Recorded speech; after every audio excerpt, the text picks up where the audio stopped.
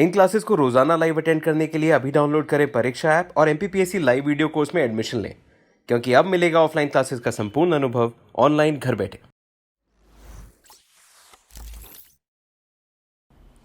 Good morning, कैसे हो सभी? कैसा रहा संडे? पढ़ाई हुई कि नहीं हुई? होनी चाहिए, नहीं हुई ऐसा तो हो ही नहीं सकता। जो सिंसियर हैं वो तो बिल्कुल बिल्कुल होंगे, और जो सिंसियर नहीं हैं तो फिर उनके लिए संडे या मंडे कोई लेना देना नहीं। संडे मंडे कोई लेना देना उनका होता नहीं है।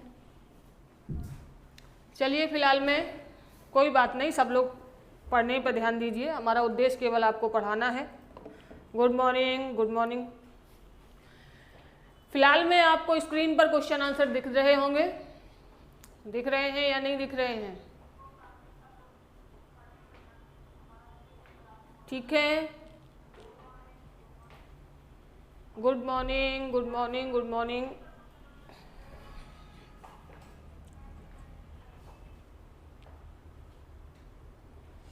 दिख रहे हैं जी? बिल्कुल बिल्कुल। अब जल्दी से एक एक करके आंसर देना स्टार्ट कीजिए। चलिए, पहला क्वेश्चन है, समझ लीजिए इसे। पहला क्वेश्चन है, भारत में आंशिक रूप से संसदीय प्रणाली का प्रारंभ कब से माना जाता है? यहां पर एक शब्द देखना है, बहुत गौर से क्वेश्चन पढ़ा करो। एक शब्द है यहां पर, आंशिक रूप से।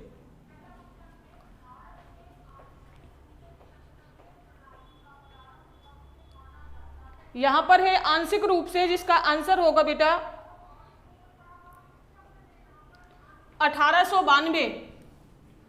पहले क्वेश्चन का आंसर है 1892। भारत में आंशिक रूप से संसदीय व्यवस्था का प्रारंभ 1892 में माना जाता है। ठीक है। दूसरा क्वेश्चन है, मार्ले मिंटो सुधार 1909। ये आवाज कहां से आ रही मेरी?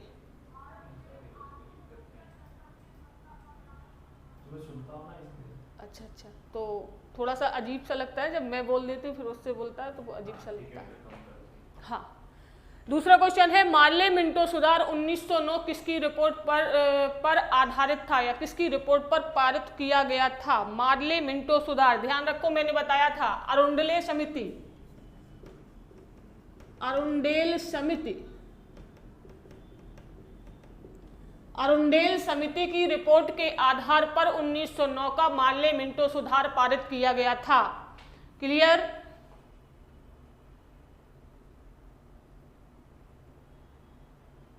बिल्कुल सही दीपक, बिल्कुल सही। कपिल सही है आपका, रूपाली सही है आपका। हाँ हाँ बिल्कुल सबका सही है, पहला और दूसरा क्वेश्चन। तीसरा क्वेश्चन है, फूट डालो राज करो की नीति किसकी देन है? तो ये तो सबको पता है, सिंपल क्वेश्चन है। किसकी देन है? फूट डालो राज करो की नीति 1909 के मार्ले मिंटो सुधार की देन है। फूट डालो राज करो की नीति किसकी देन है? तो आंसर होगा 1909 के मार्ले मिंटो सुधार की देन है। बिल्कुल सही है आंसर।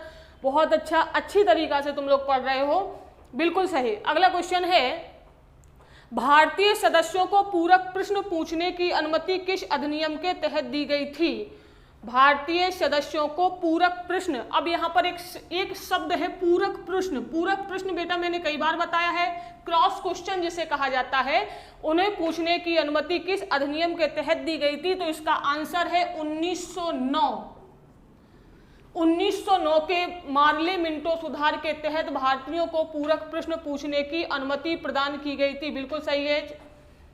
ठीक है, अगला क्वेश्चन है, इंग्लैंड में भारत परिषद में नियुक्त होने वाले प्रथम भारतीय कौन थे? याद करो मैंने लिखाया है, केसी गुप्ता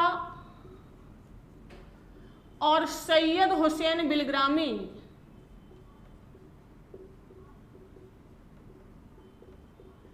केसी गुप्ता और सैयद हुसैन बिलग्रामी, ये तीन व्यक्ति जो हैं वो, दो व्यक्ति जो हैं वो इंग्लैंड में भारत परिषद में नियुक्त होने वाले प्रथम भारतीय थे। ठीक है। अगला क्वेश्चन है, प्रांतों का शासकीय बहुमत किस अधिनियम द्वारा समाप्त हो गया था? प्रांतों का शासकीय बहुमत किस अधिनियम द्वारा समाप्त हो गया था? आंसर है 1909 के मार्ले मिंटो सुधार के द्वारा। प्रांतों का शासकीय बहुमत किस अधिनियम के द्वारा समाप्त हो गया था? आंसर है 1909 के मार्ले मिंटो सुधार के द्वारा। अगला क्वेश्चन है, पहली बार मुस्लिम समुदाय के लिए पृथक प्रतिनिधित्व कब लागू किया गया था? तो हमने बताया है 1909 के भारत शासित अधिनियम के द्वारा।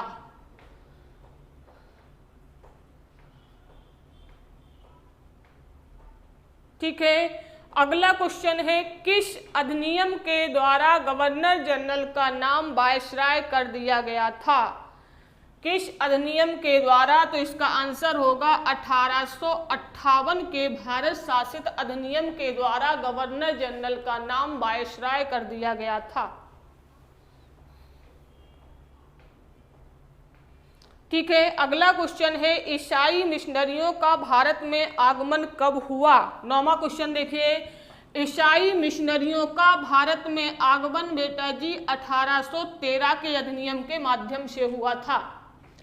ईसाई मिशनरियों का भारत में आगमन कब हुआ? तो 1813 के भारत शासित अधिनियम के द्वारा 1813 के भारत शासित अधिनियम के द्वारा किया गया था। भारत में प्रतिनिधि शासन का प्रारंभ कब से हुआ है? भारत में प्रतिनिधि शासन का प्रारंभ 1861 के अधिनियम के द्वारा हुआ है।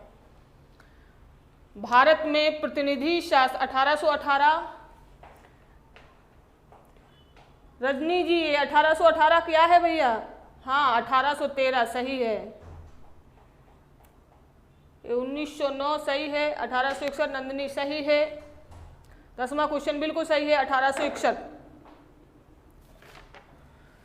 ठीक है, तो ये थे आपके क्वेश्चन आंसर। चलिए फिलहाल में हम लोग आगे बढ़ते हैं अपने विषय की ओर। हम लोगों ने बढ़ा जाए आगे। बिल्कुल सही है जवाब। आज लगभग सारे बच्चों के जवाब सही आए, और जो बच्चे जवाब नहीं दे रहे हैं तो पढ़ क्यों रहे हो भाई? जवाब देने के लिए क्वेश्चन आंसर जब तक नहीं लगाओगे तब तक कैसे थोड़ी ना मजा आएगा।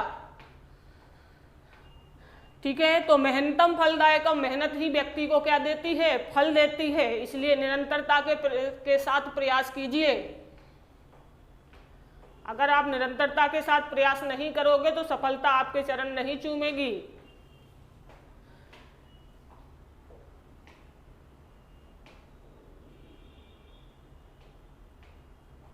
चलिए फिलहाल में आगे बढ़ते हैं। छठा क्वेश्चन में क्या समझता है? प्रांतों का शासकीय बहुमत किस अधिनियम के द्वारा समाप्त कर दिया गया था? हमने आपको बताया था कि प्रांतों में विधान परिषद की स्थापना हो गई थी, तो उसमें जो निर्णय लिए जाते थे वो गवर्नर जनरल की परिषद के बहुमत के आधार पर लिए जाते थे। अब वो बहुमत के द्वारा निर्णय लेने का अधिकार जो है वो 1909 के अधिनियम के द्वारा समाप्त कर दिया गया था। ये है 6वां क्वेश्चन।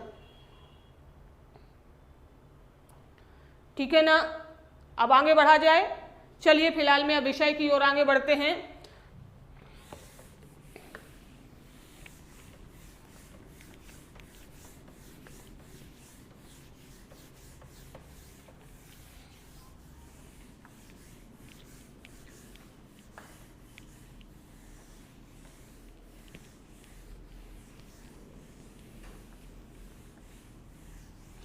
हम लोगों ने शनिवार को मार्ले मिंटो सुधार पढ़ा था पूरा।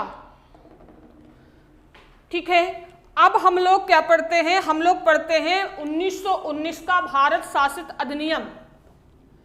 1919 का भारत शासित अधिनियम। ठीक है, इस अधिनियम को अन्य नाम इसका क्या है? इसे मॉन्टेग्यू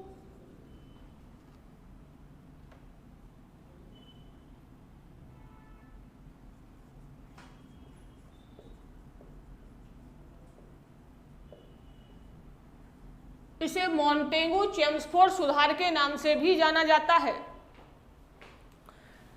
समझ में आया। 1909 तक हम पढ़ चुके थे। हमने आपको बताया था कि किस प्रकार से 1909 के अधिनियम के तहत भारत में मुसलमानों के लिए पृथक प्रतिनिधित्व की स्थापना की गई थी, किस प्रकार से भारत में फूट डालो राज करो की नीति का प्रारंभ किया गया था, किस प्रकार से भारतीयों को क्रॉस क्वेश्चन पूछने की अनुमति दी गई थी। ये सारे रूल्स और रेगुलेशन जो थे वो 1909 में थे। अब हमें और आपको पढ़ना है 1919 का भारत शासित अधिनियम। ठीक है, अब इस अधिनियम को के आने के कारण क्या क्या थे ये समझ लीजिए। पहले क्या क्या कारण थे, क्या क्या परिस्थितियां थी तत्कालीन समाज की कि 1919 का भारत शासित अधिनियम लाना पड़ा।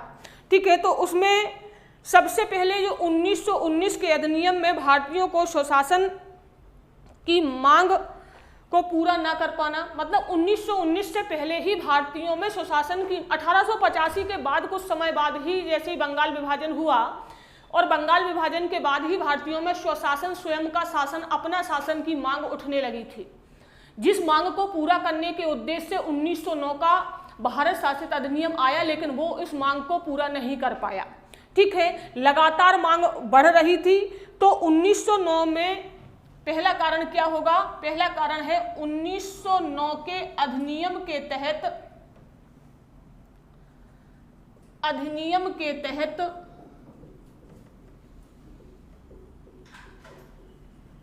भारतीयों की सुशासन की मांग का पूरा ना होना। ठीक है, पहला पॉइंट ये था, भारतीयों की सुशासन की मांग का पूरा ना होना। पहला पॉइंट क्लियर हुआ।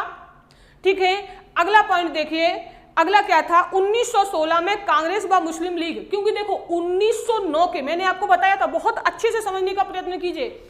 1919 और 1935 ये दो अधिनियम ऐसे हैं जो आपको मॉडर्न इंडिया को अगर पूरा क्रमानुसार समझ लिया तो मतलब मॉडर्न इंडिया का बहुत बड़ा पार्ट आपको यहां से क्लियर हो जाएगा। ठीक है, तो 1909 के अधिनियम में आप लोगों ने देखा था कि मुसलमानों के लिए पृथक प्रतिनिधित्व की स्थापना की गई थी। क्यों की गई थी? क्योंकि लॉर्ड कर्जन जो थे वो कांग्रेस को तोड़ना चाहते थे, और कांग्रेस को तोड़ने के लिए ही 1905 में उन्होंने बंगाल विभाजन किया था, और 1906 में उन्हीं के प्रयासों से मुस्लिम लीग की स्थापना हुई थी। बंगाल विभाजन हो गया, मुस्लिम लीग की स्थापना हो गई, और मुस्लिम लीग की स्थापना के बाद 1909 का, क्योंकि 1906 में मुस्लिम लीग की स्थापना हुई थी, पता है आप लोगों को, मॉडर्न इंडिया पढ़ी है आप लोगों ने। ठीक है, अब 1909 में जब भारत शासित अधिनियम मार्ली मिंटो सुधार आया, तो मार्ली मिंटो सुधार में मुसलमानों के लिए पृथक प्रतिनिधित्व की व्यवस्था कर दी गई थी। क्लियर हुआ यहां तक? अब पृथक प्रतिनिधित्व की व्यवस्था तो कर दी गई थी, लेकिन 1919 तक आते आते कांग्रेस और मुस्लिम लीग के बीच एक समझौता हो गया था। 1919 तक आते आते कांग्रेस और मुस्लिम लीग के बीच एक समझौता हो गया था। कौन सा समझौता हुआ था? याद कीजिए, मैंने आपको बताया है मॉडर्न इंडिया में, मैंने आपको बताया है कि 1916 का लखनऊ अधिवेशन, ठीक है ना, 1916 का लखनऊ अधिवेशन के तहत कांग्रेस व मुस्लिम लीग जो है वो एक हो गई थी। तो अगला कारण क्या था? 1916 के अधिवेशन में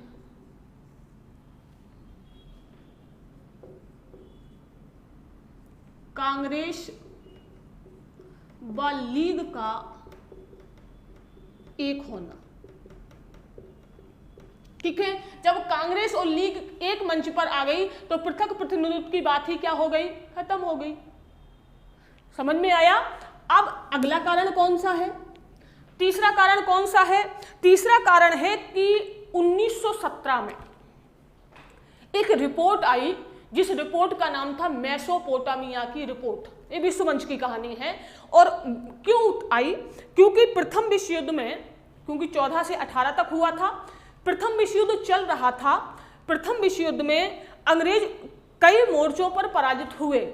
जब अंग्रेज कई मोर्चों पर पराजित हुए तो मेसोपोटामिया अर्थात ईरान की एक कमेटी का गठन किया गया, और उस कमेटी ने कहा कि अंग्रेज जो है वो भारतीयों पर शासन करने के लिए या भारत को शासित रखने के लिए सक्षम नहीं है।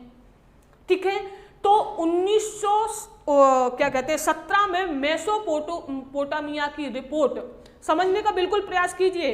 प्रथम विश्व युद्ध 14 से 18 तक हुआ और 1917 में मेसोपोटामिया में की एक रिपोर्ट आई जिसमें अंग्रेजों को भारतीयों पर शासन करने के लिए अक्षम बता दिया गया। मतलब अक्षम का मतलब होता है कि तुम सक्षम नहीं हो किसी कार्य में, ठीक है, अर्थात तुम भारतीयों को अपने अधीन रखने में सक्षम नहीं हो। यह बात कही गई किस रिपोर्ट में? तो यह बात कही गई बेटा जी 1917 के मेसोपोटामिया की रिपोर्ट में अंग्रेजों को भारत पर शासन करने के लिए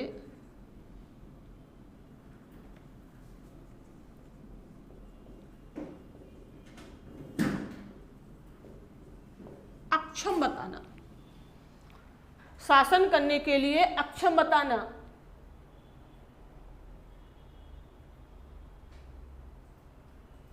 ठीक है, मतलब तुम सक्षम नहीं हो, तुम कार्य करने में सक्षम नहीं हो, मतलब तुम्हारे अंदर वो गट्स नहीं है तुम किसी देश को अपने अंडर में रख सको।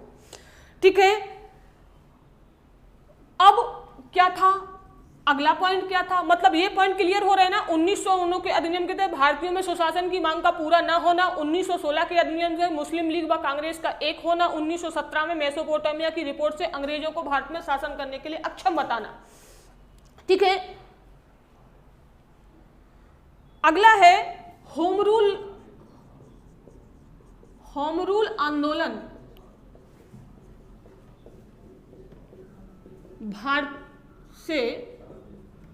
भारतीयों में राष्ट्रीय चेतना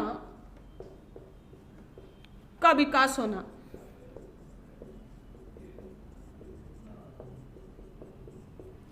होम रूल आंदोलन याद करो, जिसने मॉडर्न इंडिया नहीं पढ़ी है वो भी समझ लो, जिसने पढ़ी है वो भी समझ लो।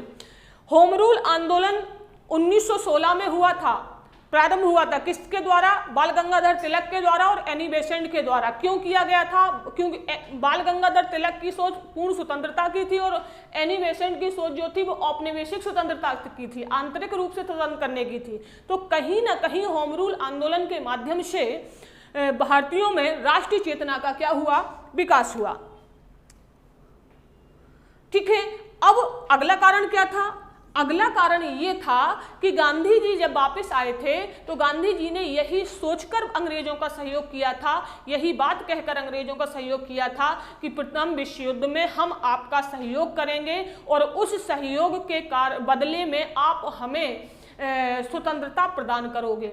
लेकिन स्वतंत्रता तो प्रदान नहीं की गई, लेकिन कुछ सहूलियत देने के लिए, कुछ प्रशासन में भागीदारी देने के लिए, जिससे कि भारतीयों को लगने लगे, उदारवादियों को लगने लगे लेकिन नहीं हमें कुछ मिल रहा है, 1909 का भारत शासित अधिनियम लाया गया। तो अगला पॉइंट क्या होगा? प्रथम विश्व युद्ध में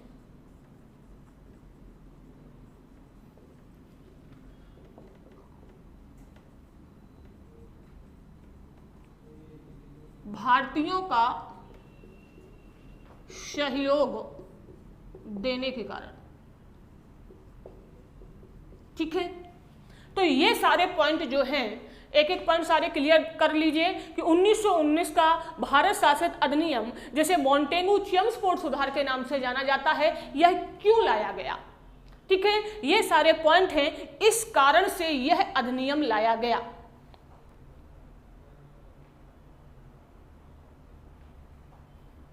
क्लियर? अब इसे हटा दें। ठीक है, अब इसे हम हटाते हैं। अब देखते हैं कि इस अधिनियम के तहत क्या क्या प्रावधान किए गए।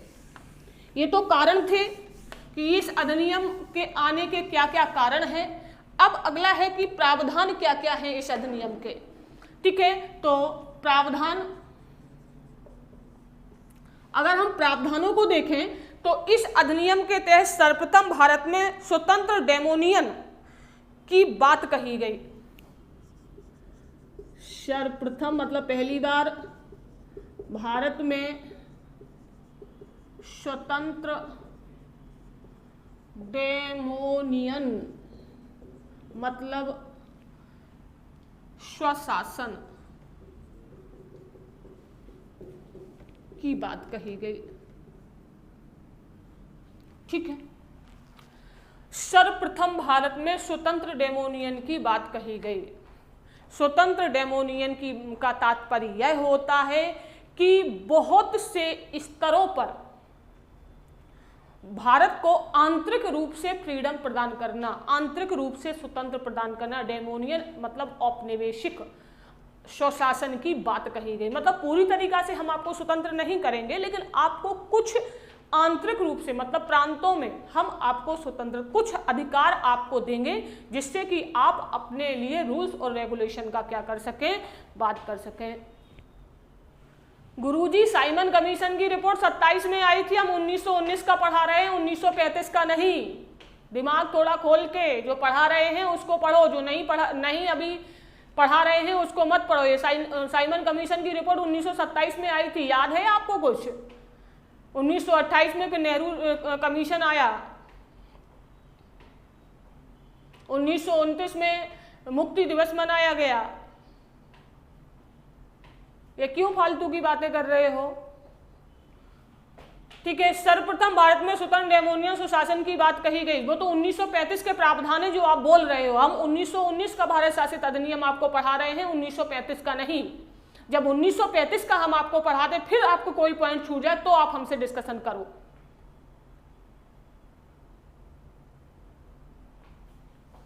ठीक है, तो 1919 के अधिनियम के तहत भारत में पहली बार स्वतंत्र डेमोनियन की बात कही गई थी। अंग्रेजों के द्वारा पहली बार अधिनियम में लिखा गया था कि हम भारत को स्वतंत्र औपनिवेशिक राज्य बना देंगे। मतलब भारत को आंतरिक रूप से हम कुछ अधिकार प्रदान करेंगे, जिससे कि वो उन्हें ये ना लगे कि सारे अधिकार जो है वो भारतीय ब्रिटिश सरकार ही अपने हाथों में लिए हुए है। ठीक है,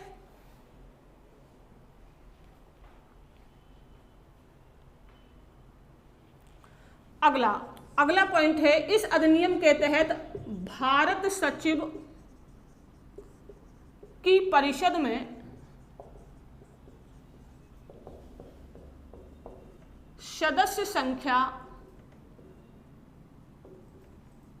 न्यूनतम 6 और अधिकतम 12 कर दी गई। इस अधिनियम के तहत भारत परिषद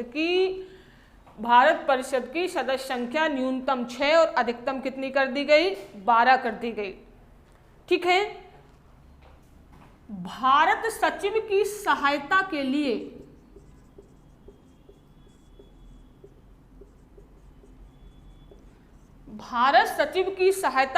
क्या किया गया?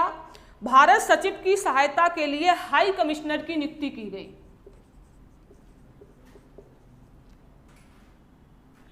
इसकी नियुक्ति की गई बेटा, हाई कमिश्नर।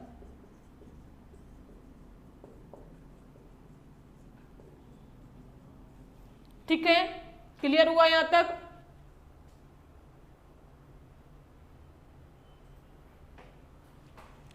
साइमन कमीशन की रिपोर्ट क्या थी, कैसी थी, क्यों लाई गई, क्या कारण था, ये सारी चीजें 1935 के अधिनियम से पहले हम आपको पढ़ाएंगे। अभी 1919 का चल रहा है, वो देखिएगा आप लोग। ठीक है, और आपस में डिस्कशन मत कीजिए, जो पढ़ा रहे हैं उसको समझने का प्रयत्न कीजिएगा। वो तो हमें पता है कि सारे लोग बहुत ही जीनियस हो। ठीक है, इतना क्लियर हुआ। अगला प्रावधान क्या था?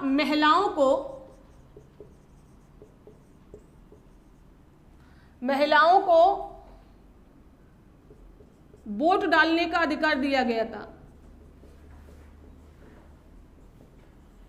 पहली बार हुआ है 1919 में, देख लीजिए। महिलाओं को वोट डालने का अधिकार दिया गया था। भारत में पहली बार प्रत्यक्ष चुनाव प्रणाली लागू की गई थी। प्रत्यक्ष चुनाव प्रणाली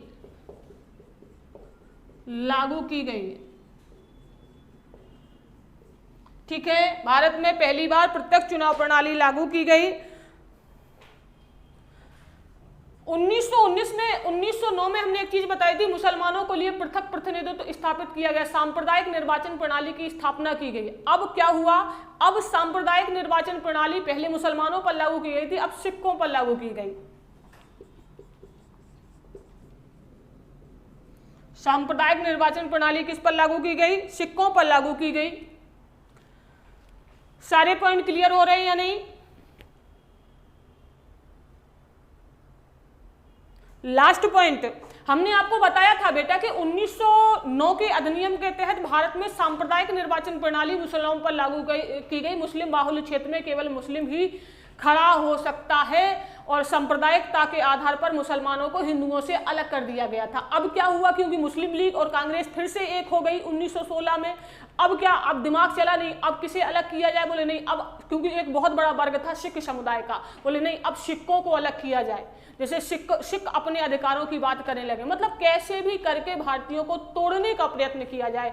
जो भारत में सांप्रदायिक एकता दिखाई दे रही है, जो भारत में राष्ट्रीय चेतना दिखाई दे रही है, वो कैसे भी करके उस राष्ट्रीय चेतना, ठीक है, तो सांप्रदायिक निर्वाचन प्रणाली किस पर लागू कर दी गई, सिखों पर लागू कर दी गई। इतना लिख लिया, इतना स्क्रीनशॉट लेना है तो लीजिए, नहीं तो फिर हम इसे हटाएं। 1919 के भारत शासित अधिनियम को अन्य नाम से जाना जाता था, मॉन्टेगू चेम्सफोर्ड सुधार के नाम से जाना जाता था। कारण क्या था मैं आपको बता चुकी हूं। प्रावधान क्या है, सर्वप्रथम भारत में स्वतंत्र डेमोनियन स्वशासन की बात कही गई। भारत सचिव की परिषद में सदस्य संख्या न्यूनतम और अधिकतम, न्यूनतम 6 अधिकतम 12 कर दी गई। भारत सचिव की सहायता के लिए हाई कमिश्नर की नियुक्ति की गई। इस अधिनियम में पहली बार महिलाओं को भी वोट डालने का अधिकार दिया गया। इस अधिनियम में प्रत्यक्ष चुनाव प्रणाली की लागू की गई और सांप्रदायिक निर्वाचन प्रणाली सिखों पर लागू कर दी गई। ठीक है ना, अब इसे हटाते हैं और क्या क्या प्रावधान है वो देखते हैं हम लोग। ठीक है, अगला प्रावधान है, ये क्या है, अगला प्रावधान है केंद्र में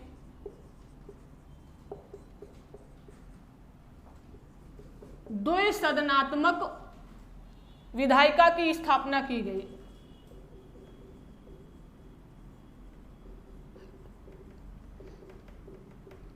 केंद्र में कितने सदनात्मक विधायिका की स्थापना की गई, द्विसदनात्मक। तो 2 सदन बेटा कौन कौन से थे, 2 सदन देखिए।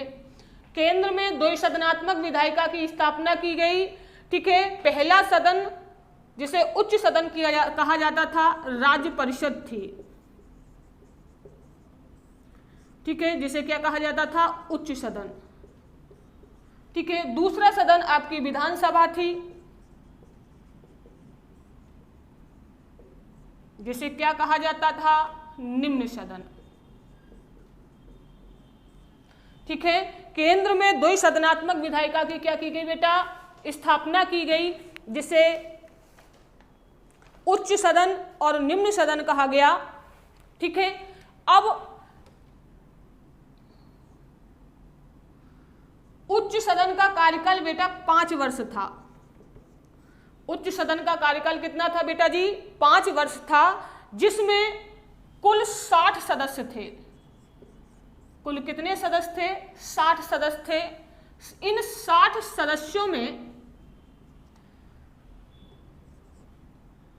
34 सदस्य कैसे थे, निर्वाचित थे, और 26 सदस्य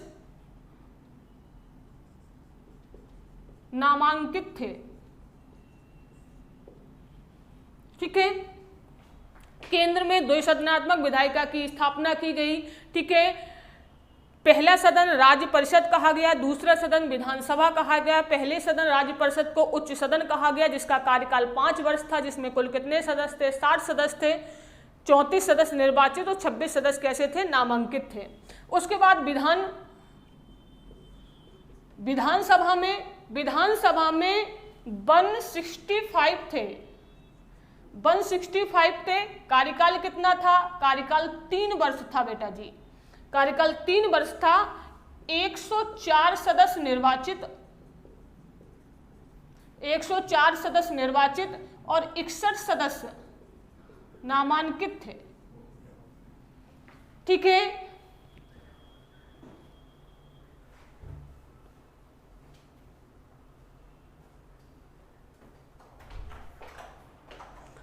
समझ लीजिए, केंद्र में द्विसदनात्मक विधायिका की स्थापना की गई, जिसमें राज्य परिषद और विधानसभा, राज्य परिषद को उच्च सदन कहा गया, विधानसभा को निम्न सदन कहा गया। राज्य उच्च सदन का कार्यकाल 5 वर्ष था। कुल सदस्य संख्या कितनी थी? 60 थी। इन 60 में 34 सदस्य निर्वाचित होते थे, 26 सदस्य नामांकित होते थे। विधानसभा में को निम्न सदन कहा जाता था। सदस्य संख्या 165 थी, कार्यकाल 3 वर्ष था। 104 सदस्य निर्वाचित होते थे और 61 सदस्य कितने होते थे? नामांकित होते थे। क्लियर? यहां तक समझ में आ गया? आगे बढ़ा जाए, आगे बढ़ते हैं। ठीक है, अब इसे हटाते हैं, आगे बढ़ते हैं। अगला प्रावधान क्या था?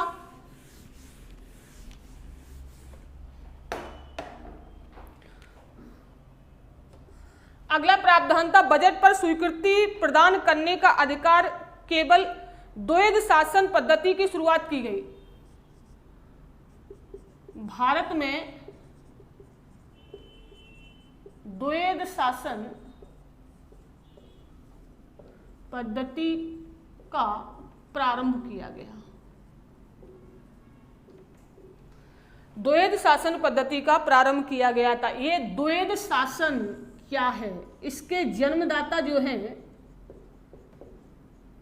द्वैध शासन के जन्मदाता लायोनेल कार्टेस को माना जाता है।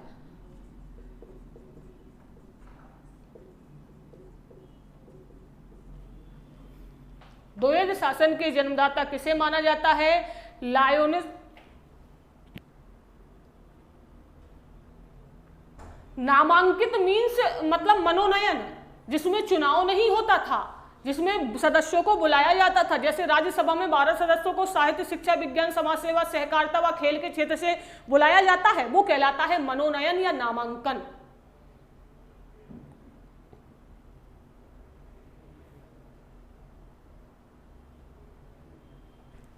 ठीक है, अगला पॉइंट क्या है इसमें? हाँ, द्वैध शासन किसे कहा जाता है? द्वैध शासन मतलब दोहरा शासन। ठीक है, दोहरा शासन कैसे? क्योंकि देखिए, प्रांतीय विधान परिषदों की स्थापना की गई, केंद्र में द्विसदनात्मक विधायिका बन गई, जिसे एक उच्च सदन कहा गया, एक निम्न सदन कहा गया, जहां पर सदस्य जो है नामांकित भी है, निर्वाचित भी है। अब निर्वाचन कहां से होगा? चुनाव प्रणाली के माध्यम से होगा। निर्वाचित कौन होंगे? तो भारतीय निर्वाचित होंगे। और जब भारतीय निर्वाचित होंगे तो प्रतिनिधित्व किसका बढ़ेगा? भारतीयों का बढ़ेगा। तो शासन करने का राइट्स किसका होगा? क्या भारतीयों का होगा? नहीं, भारतीयों को कुछ अधिकार दिए गए, लेकिन शासन करने का पूरा अधिकार नहीं दिया। इसलिए द्वैध शासन, दोहरा शासन। दोहरा शासन मतलब काम करने के विषयों को 2 पार्टों में डिवाइडेड कर दिया गया। उन्होंने कहा कुछ भारतीय करेंगे जो विधान परिषद और राज्य परिषद में चुन के गए हैं, विधानसभा में चुन के गए हैं, उनमें से कुछ भारतीय करेंगे। ठीक है ना? और कुछ सदस्य जो हैं वो कुछ कार्य भारतीय करेंगे और कुछ कार्य कौन करेगा? ब्रिटिश सरकार के द्वारा गवर्नर जनरल व उसकी परिषद, वायसराय व उसकी परिषद के द्वारा किया जाएगा, जो ब्रिटिश सरकार के प्रति उत्तरदायी होती थी। ठीक है, तो इस प्रकार से भारत में पहली बार दोहरे शासन की नीति लागू किए गई। जिससे क्या हो? जिससे कि भारतीयों को लगे कि नहीं, अंग्रेज हमें बहुत सारे अधिकार दे रहे हैं, लेकिन उन अधिकारों में जो फायदे के राइट्स थे, जो फायदे के विषय थे, जो इम्पोर्टेंट चीजें थी, वो अंग्रेजों ने अपने पास रख ली थी कि ये हमारे पास है और जो वर्क करने का काम है वो सब तुम्हारे पास है। लेकिन फिर भी कुछ ना कुछ तो मिल रहा था। ठीक है, कुछ ना कुछ मिल रहा था, ऐसा भारतीयों को लगे, इसके लिए 1919 का भारत शासित अधिनियम लाया गया। क्लियर हुआ? अगला पॉइंट क्या है? इस अधिनियम के तहत ही भारत में एक लोक सेवा आयोग की स्थापना की गई।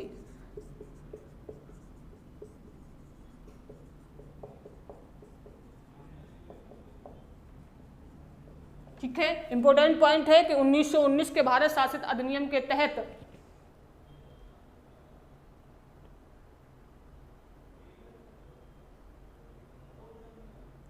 क्या क्लियर करना है? आरक्षित शासन तरीके से हम उत्तरदायी शासन। क्लियर क्या करना है? क्लियर ये करना है कि 144 सदस्यों में क्या क्या प्रावधान था। तो मैंने आपको निर्वाचन का मतलब होता है चुनाव प्रणाली के माध्यम से। ठीक है, नामांकन का मतलब है किसी का नाम अंकित करके उसे मनोनीत कर लेना, ये नामांकन कहलाता है बेटा। क्लियर करो, जो राज्यसभा में होता है ना, ठीक है। और लोकसभा में 2 सदस्य को राष्ट्रपति एंग्लो इंडियन को मनोनयन करता है, 12 सदस्यों को राज्यसभा में मनोनयन करता है या नहीं करता। तो ये मनोनयन का मतलब क्या होता है? नामांकन करना।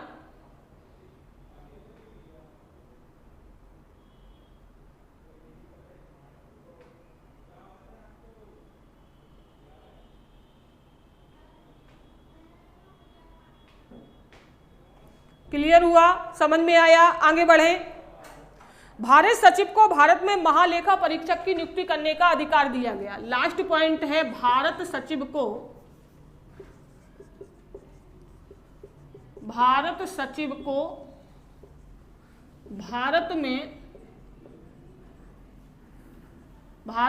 को भारत में एक महालेखाकार को नियुक्त करने का अधिकार दिया गया।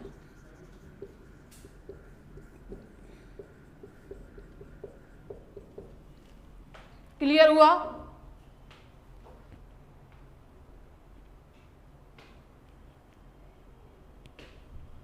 उन्नीस सौ 1926 ये है क्या? पहले ये तो क्लियर कर लो। अभी हम 1919 पढ़ा रहे हैं, ठीक है। आपस में मैंने 1000 बार बोला है कि आपस में चैट मत करो, लेकिन नहीं मानोगे, नहीं पता है मुझे, ठीक है। तो ये था आपका 1919 का भारत शासित अधिनियम, जिसे मॉन्टेगू चेम्सफोर्ड सुधार के नाम से जाना जाता है। अगला अधिनियम है आपका 1935 का भारत शासित अधिनियम।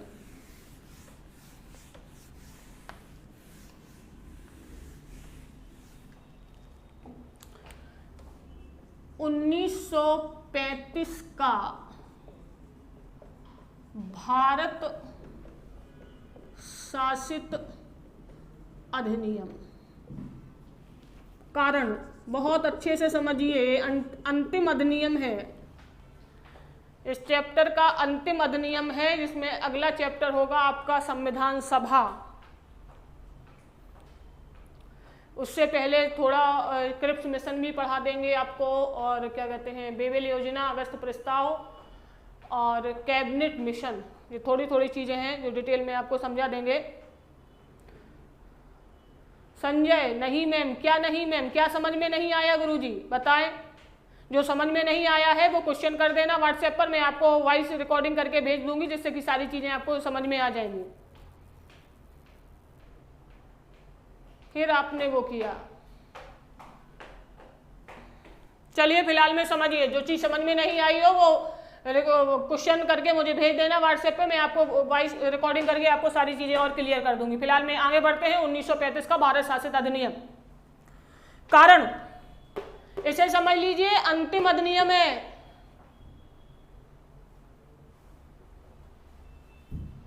144 थे, 144 हजार बोल तो चुके हैं, 144 थे, ठीक है। आगे बढ़ो, अगले समय में आएंगे 135, 165, ठीक है। यहां देखो,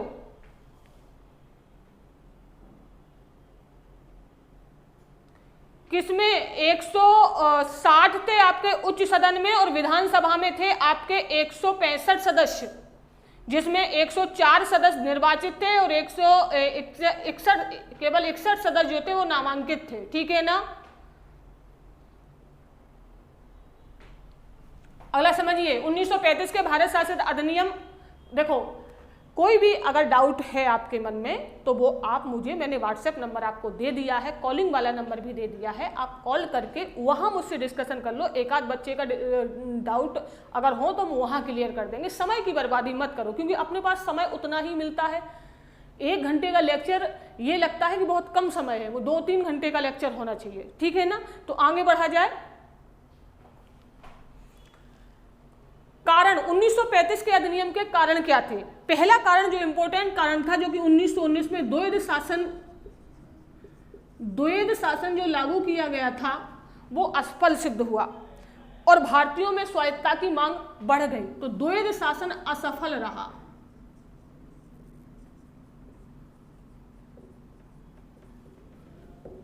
भारतीयों में स्वायत्तता की मांग बढ़ गई।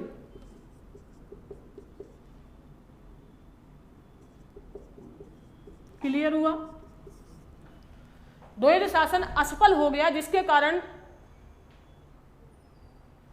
ठीक है, कोई बात नहीं, क्वेश्चन पूछना है, क्वेश्चन पूछो। मैं चाहती हूं तुम बहुत सारे क्वेश्चन पूछो, आपके जितने भी डाउट हो मैं सारे डाउट क्लियर करने के लिए तैयार हूं। ठीक है, जो डाउट क्वेश्चन से रिलेटिव है यहां पूछ लो, जितने डाउटों के आंसर मैं यहां दे सकती हूं वो यहां दे दूंगी। और गुरुजी अगर जिज्ञासा है तो हम आपकी जिज्ञासाओं को, आपके डाउट को मार नहीं रहे हैं, आप इतना ध्यान रखो। मैं एक एक पॉइंट को क्लियर करना चाहती हूँ, मैं खुद चाहती हूँ, जिससे कि आपको मेंस के क्वेश्चन आंसर लिखने में कोई प्रॉब्लम ना हो। ठीक है, तो मैंने नंबर भी दे रखा है, कोई भी समस्या है आप वहां डाल दो, मैं वहां आपको आंसर दे दूंगी। लेकिन यहां पर समय अपना कम है, इसलिए अपने समय के थ्रू हमें आगे बढ़ना है। क्लियर है? किसी को कोई किसी की बात का, किसी के क्वेश्चन का आंसर ना देना मेरी आदत में शामिल नहीं है। आप 1000 क्वेश्चन पूछोगे, मैं 1000 का आंसर दूंगी, लेकिन क्वेश्चन टॉपिक से रिलेटिव होना चाहिए, लीगल होना चाहिए। मुझे किसी की भावनाओं को आहत करने से कोई लेना देना नहीं। मैं खड़ी हूं यहां ही आपके क्वेश्चनों का आंसर देने के लिए। ठीक है, मैं पढ़ा ही इसलिए रही हूं कि आपके सारे डाउट जो है वो क्या हो जाए, क्लियर हो जाए। आगे बढ़े, चलिए। तो द्वैध शासन असफल हो गया। जब दोहरा शासन असफल हुआ, बोले नहीं स्वायत्ता, मतलब स्वायत्ता चाहिए, अब तो फ्रीडम चाहिए। 1935 आ चुका है। ठीक है, तो द्वैध शासन असफल हो गया। 8 नवंबर 1927 को, अब देखो यहां पर जो क्वेश्चन पहले था अब यहां पर है, 8 नवंबर 1927 को साइमन कमीशन आया।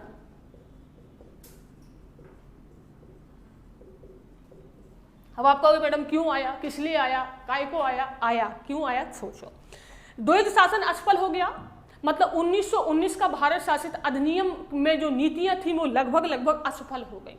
जब असफल हो गई तो भारत में स्वायत्तता की मांग लगातार बढ़ रही थी, लगातार आंदोलन हो रहे थे। ठीक है, इसके लिए, ठीक है, और 1919 के अधिनियम में एक बात और कही गई थी, वो ये बात कही गई कि हर 10 साल बाद, ठीक है, कमीशन की जो अधिनियम है उसकी जांच करने के लिए एक कमीशन भारत भेजा जाएगा। ठीक है, तो 1919 में 10 साल जोड़ दो, तो 19 में 10 साल अगर हम जोड़ दें तो 29 होता है। लेकिन भारतीयों की जब मांग लगातार बढ़ रही थी, आंदोलन लगातार चल रहे थे, तो 10 साल के पहले ही 1927 में सर साइमन की अध्यक्षता में 7 सदस्यीय आयोग का गठन किया गया। कहां किया गया? ब्रिटेन में किया गया।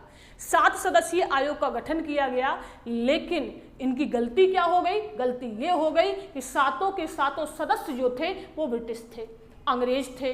अब भारतीयों के लिए रूल्स और रेगुलेशन बात कर रहे हो, भारत में 1919 के अधिनियम की जांच करने जा रहे हो, उनकी कमियों का पता लगाने जा रहे हो, लेकिन किसी भी भारतीय को शामिल नहीं कर रहे हो। जब किसी भी भारतीय को शामिल आप नहीं करोगे तो अब 1935 का समय आ गया है। 1947 में आपका देश स्वतंत्र होना है, तो 1935 तक आते आते भारतीयों में चेतना हो गई, बोले अच्छा हमारे लिए अधिनियम है, हमारे देश में जांच करनी है और हमें ही शामिल नहीं किया गया। इसलिए कांग्रेस और मुस्लिम लीग दोनों के द्वारा भी इस अधिनियम का क्या किया गया? विरोध किया गया। ठीक है, साइमन कमीशन, वापस जाओ के नारे लगाए गए चीजें हैं जो आपकी मॉडर्न इंडिया में पढ़ाई जाती हैं। क्लियर यहां तक? अगला पॉइंट क्या है? कांग्रेस का मद्रास अधिवेशन हुआ 1927 में ही। 1927 में कांग्रेस का कौन सा अधिवेशन हुआ? मद्रास अधिवेशन हुआ, लिखा हुआ है, पढ़ा होगा आप लोगों ने। मद्रास अधिवेशन की अध्यक्षता किसने की थी? तो M.N. अंसारी ने की थी बेटा। मद्रास अधिवेशन की अध्यक्षता M.N. अंसारी ने की थी, जिसमें कमीशन के बहिष्कार की बात कही गई, जिसमें कमीशन के बहिष्कार की बात की गई। अब भैया कमीशन का बहिष्कार करोगे तो अंग्रेज बौखलाएंगे कि नहीं बौखलाएंगे? बौखलाएंगे। ठीक है, जब अंग्रेज बौखलाएंगे तो भारत सचिव, अंग्रेज बोले तो अंग्रेज का प्रतिनिधि बौखला गया कि मतलब कोई भी काम करो तुम्हें कुछ भी पसंद नहीं आ रहा है, बौखला गया। तो भारत सचिव उस समय कौन थे?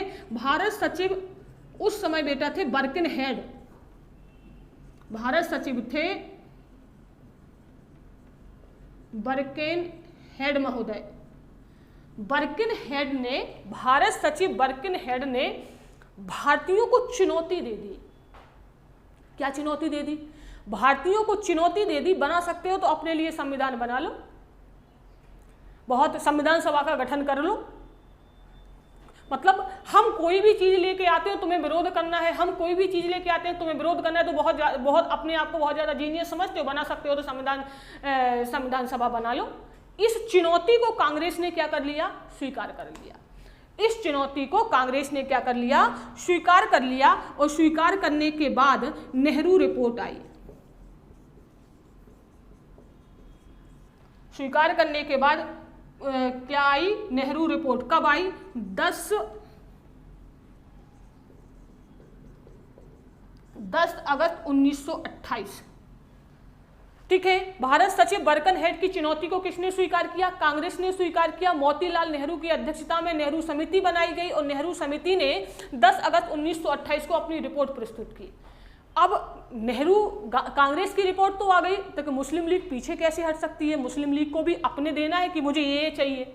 जैसे नेहरू रिपोर्ट में मूल अधिकारों की बात कही गई, स्वायत्तता की बात की गई, ठीक है, शिक्षा की बात की गई, तो उसी प्रकार से अब जिन्ना को भी लगा कि नहीं, अगर कांग्रेस की बात को स्वीकार कर लिया गया तो हमें तो कुछ नहीं मिलेगा। इसलिए जिन्ना ने भी अगले ही साल, किस साल, अगले साल 29 मार्च 1929 1929 को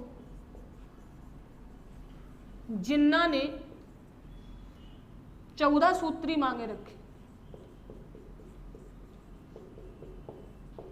ठीक है, समझ में आ रहा है या नहीं।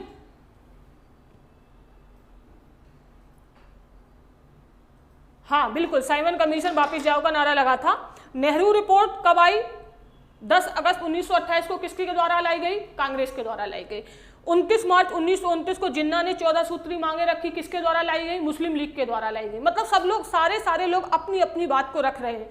अंग्रेजों को लगा ऐसे काम नहीं चलेगा, सबको मिलाकर कुछ करना चाहिए। अंग्रेजों को क्या लगा कि ऐसे काम नहीं चलने वाला, सबको मिलाकर कुछ करना पड़ेगा, सबको बैठाकर कुछ बातें करनी पड़ेंगी, तब तो जाके कुछ आगे का रूल्स रेगुलेशन पारित होंगे। क्योंकि द्वितीय विश्व युद्ध की पृष्ठभूमि ऊपर विश्व मंच पर बनने लगी थी और अंग्रेजों को यह लगने लगा था कि अगर भारतीयों ने द्वितीय विश्व युद्ध में भाग नहीं लिया तो हमारे लिए तो समस्या खड़ी हो जाएगी। समझ रहे हो। तो फिर ब्रिटिश सरकार के द्वारा गोलमेज सम्मेलनों का आयोजन किया गया। क्या किया गया, गोलमेज 1930 प्रथम, 1931 द्वितीय और 1932 में तृतीय गोलमेज सम्मेलन बुलाया गया।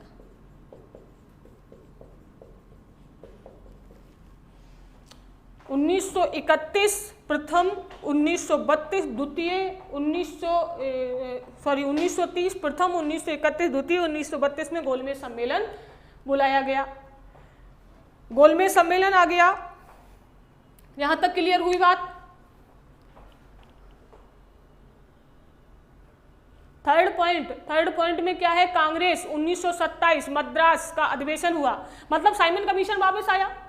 ठीक है, साइमन कमीशन जब भारत आया तो कांग्रेस का हर साल तो अधिवेशन होता ही होता है। तो कांग्रेस का अधिवेशन कौन सा हुआ, मद्रास में हुआ।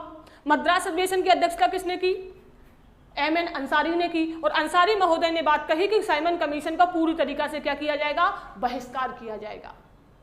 ठीक है, उसके बाद जब बहिष्कार की बात आई कि साइमन कमीशन का बहिष्कार किया जाएगा तो भारत सचिव बर्कनहेड बौखला गए, बहुत तेज बौखला गए और उन्होंने एक बात कही कि भारतीयों को तो कुछ भी लेना नहीं चाहते, जो कुछ भी देने का प्रयत्न किया जाए उसमें ही वो पीछे हट जाते हैं। अगर अपने आप को इतना योग्य, इतना टैलेंट, इतना हुनरदार समझते हो तो बना लो अपने लिए संविधान सभा का गठन कर लो। इस चुनौती को कांग्रेस ने भी स्वीकार कर लिया। जब कांग्रेस ने स्वीकार कर लिया तो उन्होंने एक कमेटी बनाई जिसकी अध्यक्षता किसने की, मोतीलाल नेहरू ने की। और मोतीलाल नेहरू की कमेटी के जो मेंबरों ने मिलकर 10 अगस्त 1928 को एक रिपोर्ट सौंपी जिसे नेहरू रिपोर्ट के नाम से कहा गया। नहीं, भारत सचिव के पद पर भारत का व्यक्ति नहीं होता था बेटा, पीछे के एक्ट पढ़ लो, सारे क्लियर हो जाएंगे। अंग्रेज बैठता था भारत सचिव के पद पर।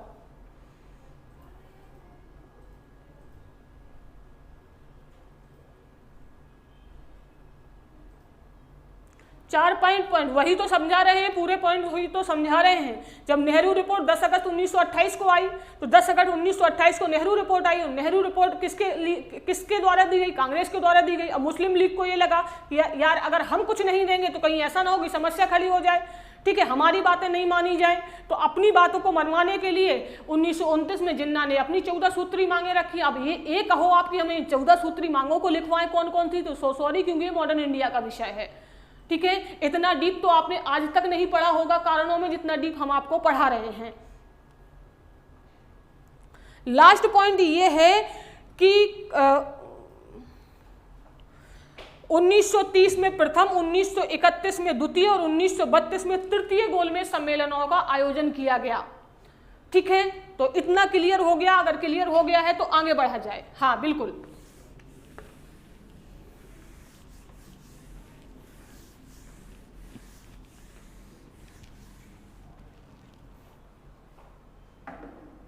जब गोलमेज सम्मेलन हुए बेटा, तो गोलमेज सम्मेलन में तीनों गोलमेज, क्योंकि प्रथम गोलमेज सम्मेलन में कांग्रेस ने भाग नहीं लिया, महात्मा गांधी उस समय जेल में थे, ठीक है। जैसे तैसे महात्मा गांधी को जेल से अंग्रेजों ने छोड़ा, द्वितीय गोलमेज सम्मेलन में भाग लिया महात्मा गांधी ने। तो जब महात्मा गांधी लंदन पहुंचे, एस राजपूताना नामक जहाज से गांधी जब लंदन पहुंचते हैं तो लंदन में देखते हैं कि वाह, भारत को विभाजित करने का बहुत अच्छा कुचक्र रचा जा रहा है।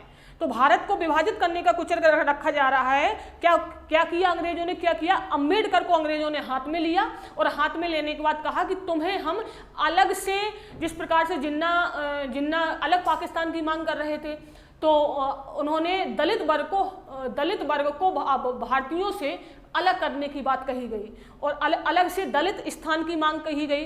अंबेडकर इस बात को मान गए। ये बात महात्मा गांधी को पता नहीं थी। जब महात्मा गांधी द्वितीय गोलमेज सम्मेलन में भाग लेने के लिए इंग्लैंड पहुंचे तो उन्हें ये पता चल गई कि नहीं, अब तो भारतीयों से मुसलमानों को तो अलग कर ही दिया, सिखों को तो अलग कर ही दिया, अब भारतीयों से दलितों को भी अलग किया जा रहा है और अलग से दलित स्थान की मांग चल रही है। गांधी जी का मेरे जीते जिंदा तो हो ही नहीं सकता अलग से दलित स्थान की मांग, ठीक है। तो गांधी जी ने इस बात का विरोध किया। विरोध के कारण B.R. अम्बेडकर गांधी जी से नाराज हो गए। गांधी जी ने कहा कोई बात नहीं, नाराजगी घर पे जाके दूर हो सकती है, लेकिन ये बात हम नहीं मानेंगे, ठीक है। तो मतलब द्वितीय गोलमेज सम्मेलन भी असफल रहा। तृतीय गोलमेज सम्मेलन में फिर से कांग्रेस ने भाग नहीं लिया। Congress in the sense Bharat का बहुत बड़ा युवा वर्ग प्रथम में शामिल नहीं हुआ, प्रथम असफल रहा, द्वितीय में शामिल नहीं हुआ, द्वितीय में शामिल हुआ लेकिन गांधी ने बात नहीं मानी, इसलिए द्वितीय भी असफल रहा। तृतीय में कांग्रेस फिर से शामिल नहीं हुई, लेकिन लगभग तीनों गोलमेज सम्मेलन कैसे हो गए बेटा जी? तीनों गोलमेज सम्मेलन जो है वो कैसे हो गए? असफल हो गए। क्लियर यहां तक? अब क्या हुआ, क्योंकि अब समय हो रहा था तो एक्चुअल तो 1933 में ब्रिटिश सरकार के द्वारा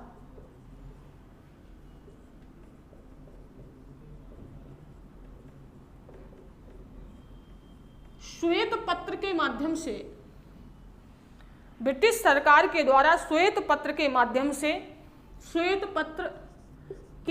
से लॉर्ड लिनलिथगो की अध्यक्षता में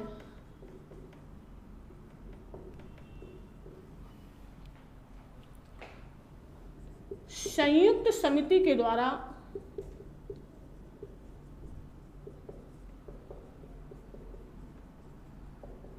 विधेयक संसद में पारित किया गया, पेश किया गया। कौन सी संसद? ब्रिटिश पार्लियामेंट में संयुक्त समिति के माध्यम से विधेयक क्या किया गया? पेश किया गया, ठीक है। मतलब गोलमेज सम्मेलन असफल हो गए, नेहरू रिपोर्ट भी असफल सिद्ध हुई, 14 सूत्री मांगे भी असफल सिद्ध हुई, सब असफल सिद्ध हुआ। लेकिन 1933 में 1935 का भारत शासित अधिनियम जो है वो 1933 में ब्रिटिश सरकार ने श्वेत पत्र, क्योंकि सरकारी रिपोर्ट उनकी कौन सा पत्र? श्वेत पत्र के माध्यम से लॉर्ड लिनलिथगो की अध्यक्षता में संयुक्त समिति के द्वारा विधेयक संसद में पेश हो गया। इस प्रकार से 1935 का भारत शासित अधिनियम जो है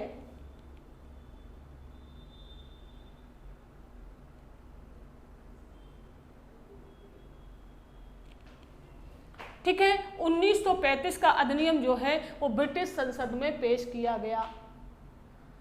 क्लियर हुआ? अभी तो सर समय होगा ना। अब इस अधिनियम की विशेषताएं क्या थी?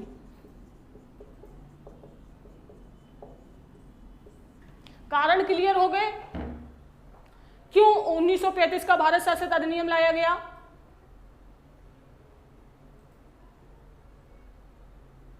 स्क्रीनशॉट लेने का टाइम तो देते हैं बेटा, ले लिया कीजिए। पूछ लेते हैं हम कि कैसे हटा दें, आप लोग जब बोल देते हो कि हटा दो तुम्हें।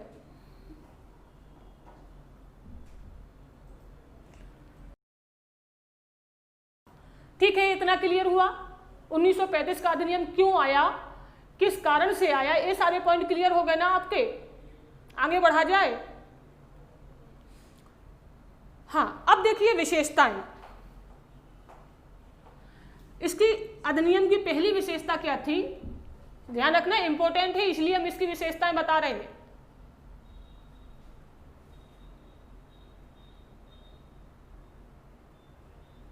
लास्ट का पॉइंट मतलब गोलमेज सम्मेलन हो गए। गोलमेज सम्मेलन के असफल होने के बावजूद 1933 में श्वेत पत्र के माध्यम से, ठीक है, अध्यक्ष बनाया गया, एक कमेटी का गठन किया गया जिसे संयुक्त समिति कहा गया। उस समिति के अध्यक्ष थे लॉर्ड लिनलिथगो। लॉर्ड लिनलिथगो के द्वारा ब्रिटिश पार्लियामेंट में विधेयक पेश किया गया और 1935 में यह विधेयक पारित होकर भारत में लागू हो गया।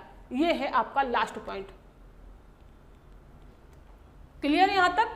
अब आगे आती है विशेषताएं। विशेषताएं ये थे, यह संवैधानिक विकास का अंतिम प्रस्ताव था।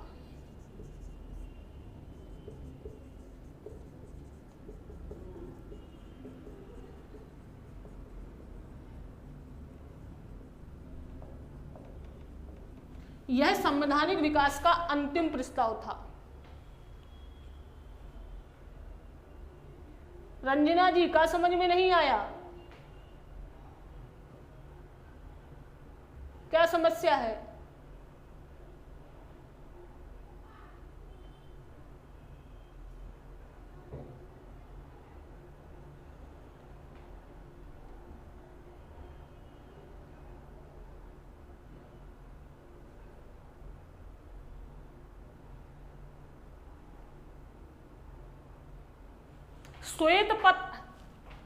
श्वेत पत्र क्या है ये पूछ रहे हो आप।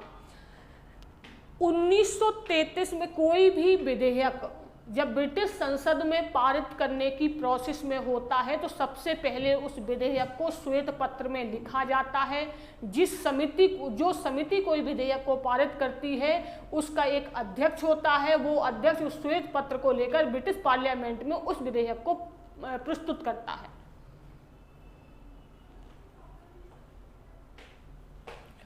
ठीक है, यह संवैधानिक विकास का अंतिम प्रस्ताव था। अंतिम प्रस्ताव मतलब इसके बाद संविधान सभा का गठन हो जाएगा और भारतीय संविधान की निर्माण प्रक्रिया प्रारंभ हो जाएगी। यहां तक इतना समझ लो। ठीक है, अगला पॉइंट ये क्या था? यह सबसे बड़ा अधिनियम था।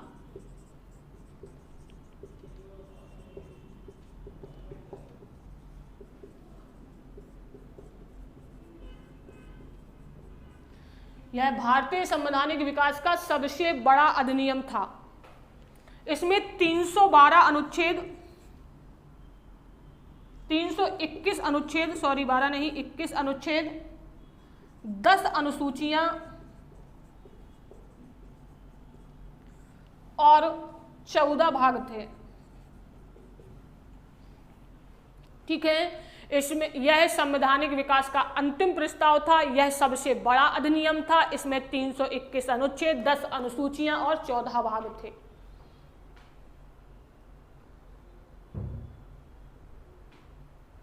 अरे कारण नहीं था, 1932 का गोलमेज सम्मेलन पारित किया, असफल हो गया। उसके बावजूद भी 1935 का अधिनियम लाया गया।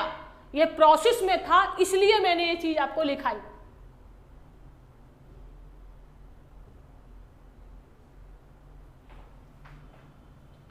ठीक है, भारतीय संविधान पर सर्वाधिक प्रभाव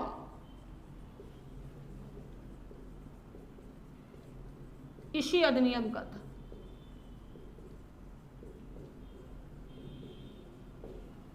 ठीक है, भारतीय संविधान पर सर्वाधिक प्रभाव इसी अधिनियम का था।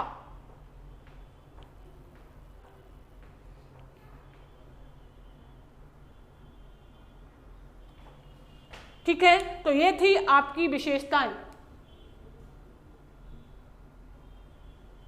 ये क्या थी? ये थी बेटा जी आपकी विशेषताएं। अब कल टाइम हो गया क्या भैया, है ना? तो कारण हमने बता दिए, इस संविधान की विशेषताएं हमने बता दी। अब कल इसके जो प्रावधान है वो बताएंगे। फिर कल का जो टॉपिक है वो कल ये वाला टॉपिक संवैधानिक विकास का टॉपिक फिनिश हो जाएगा और शायद लगभग संविधान सभा प्रारंभ हो जाएगी। अगला टॉपिक जो रहेगा आपका वो होगी आपकी संविधान सभा। ठीक है, तो रिवीजन कर लीजिए। कल के जो क्वेश्चन आंसर होंगे वो 1773 से लेकर और 1935 तक के प्रावधानों तक के सारे क्वेश्चन उसमें सम्मिलित होंगे, तो कृपया ऐसे पढ़ के आइएगा। ठीक है, ओके, धन्यवाद।